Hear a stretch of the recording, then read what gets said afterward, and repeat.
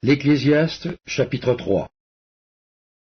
Il y a un temps pour tout, un temps pour toutes choses sous les cieux, un temps pour naître et un temps pour mourir, un temps pour planter et un temps pour arracher ce qui a été planté, un temps pour tuer et un temps pour guérir, un temps pour abattre et un temps pour bâtir, un temps pour pleurer et un temps pour rire, un temps pour se lamenter et un temps pour danser, un temps pour lancer des pierres et un temps pour ramasser des pierres, un temps pour embrasser et un temps pour s'éloigner des embrassements, un temps pour chercher et un temps pour perdre, un temps pour garder et un temps pour jeter, un temps pour déchirer et un temps pour coudre, un temps pour se taire et un temps pour parler, un temps pour aimer et un temps pour haïr, un temps pour la guerre et un temps pour la paix.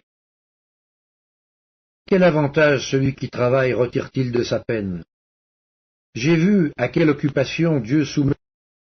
Il fait toutes choses belles en son temps. Dans leur cœur la pensée de l'éternité, bien que l'homme ne puisse pas saisir l'œuvre que Dieu fait du commencement jusqu'à la fin. J'ai reconnu qu'il n'y a de bonheur pour eux qu'à se réjouir et à se donner du bien-être pendant leur vie, mais que si un homme mange et boit et jouit du bien-être au milieu de tout son travail, c'est là un don de Dieu. J'ai reconnu que tout ce que Dieu fait durera toujours, qu'il n'y a rien à y ajouter et rien à en retrancher, et que Dieu agit ainsi afin qu'on le craigne. Ce qui est a déjà été, et ce qui sera a déjà été, et Dieu ramène ce qui est passé. J'ai encore vu sous le soleil qu'au lieu établi pour juger, il y a de la méchanceté, et qu'au lieu établi pour la justice, il y a de la méchanceté. J'ai dit en mon cœur, Dieu jugera le juste et le méchant, car il y a là un temps pour toute chose et pour toute œuvre. J'ai dit en mon cœur, au sujet des fils de l'homme, que Dieu les éprouverait, et qu'eux-mêmes verraient qu'ils ne sont que des bêtes. Car le sort des fils de l'homme et celui de la bête est pour eux un même sort. Comme meurt l'un, ainsi meurt l'autre. Ils ont tous un même souffle, et la supériorité de l'homme sur la bête est nulle, car tout est vanité. Tout va dans un même lieu, tout a été fait de la poussière, et tout retourne à la poussière. Qui sait si le souffle des fils de l'homme monte en haut, et si le souffle de la bête descend en bas dans la terre? Et j'ai vu qu'il n'y a rien de mieux pour l'homme que de se réjouir de ses œuvres. C'est là sa part. Car qui le fera jouir de ce qui sera après lui? L'Ecclésiaste, chapitre 4. J'ai considéré ensuite toutes les oppressions qui se commettent sous le soleil. Et voici, les opprimés sont dans les larmes, et personne qui les console. Ils sont en butte à la violence de leurs oppresseurs, et personne qui les console. Et j'ai trouvé les morts qui sont déjà morts plus heureux que les vivants qui sont encore vivants, et plus heureux que les uns et les autres, celui qui n'a point encore existé et qui n'a pas vu les mauvaises actions qui se commettent sous le soleil. J'ai vu que tout travail et toute habileté dans le travail jouit de l'homme à l'égard de son prochain. C'est encore là une vanité et la poursuite du vent. L'insensé se croise les mains et mange sa propre chair. Mieux vaut une main pleine avec repos que les deux mains pleines avec travail et poursuite du vent. J'ai considéré une autre vanité sous le soleil. Tel homme est seul et sans personne qui lui tienne de près. Il n'a ni fils ni frère, et pourtant son travail n'a point de fin, et ses yeux ne sont jamais rassasiés de richesse. Pour qui donc est-ce que je travaille et que je prive mon âme de jouissance? C'est encore là une vanité et une chose mauvaise. Deux valent mieux qu'un, parce qu'ils retirent un bon salaire de leur travail. Car si l'un relève son compagnon. Mais malheur à celui qui est seul et qui tombe, sans avoir un second pour le relever. De même, si deux couchent ensemble, ils auront chaud. Mais celui qui est seul, comment aura-t-il chaud? Et si quelqu'un est plus fort qu'un seul, les deux peuvent lui résister. et la corde à 3 fils ne se rompt pas facilement. Mieux vaut un enfant pauvre et sage qu'un roi vieux et insensé qui ne sait plus écouter les avis, car il peut sortir de prison pour régner, et même être né pauvre dans son royaume. J'ai vu tous les vivants qui marchent sous le soleil entourer l'enfant qui devait succéder au roi et régner à sa place.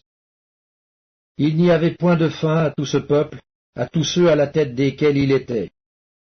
Et toutefois, ceux qui viendront après ne se réjouiront pas à son sujet, car c'est encore là une vanité et la poursuite du vent.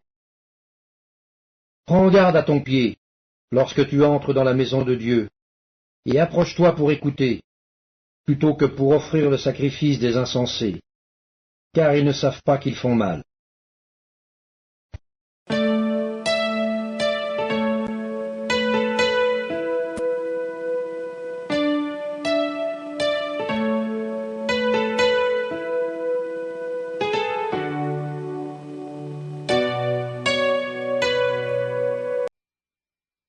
Les Actes des Apôtres, chapitre 18. Après cela, Paul partit d'Athènes et se rendit à Corinthe. Il y trouva un juif nommé Aquilas, originaire du Pont, récemment arrivé d'Italie avec sa femme Priscille, parce que Claude avait ordonné à tous les juifs de sortir de Rome. Il se lia avec eux, et comme il avait le même métier, il demeura chez eux et y travailla. Ils étaient faiseurs de tentes. Paul discourait dans la synagogue chaque sabbat, et il persuadait des Juifs et des Grecs. Mais quand Silas et Timothée furent arrivés de la Macédoine, il se donna tout entier à la parole, attestant aux Juifs que Jésus était le Christ. Les Juifs faisaient alors de l'opposition, et se livrant à des injures, Paul secoua ses vêtements et leur dit « Que votre sang retombe sur votre tête, j'en suis pur. Dès maintenant, j'irai vers les païens. » Et sortant de là, il entra chez un nommé Justus, homme craignant en Dieu, et dont la maison était contiguë à la synagogue. Cependant Crispus, le chef de la synagogue, crut au Seigneur avec toute sa famille, et plusieurs Corinthiens qui avaient entendu Paul crurent aussi et furent baptisés.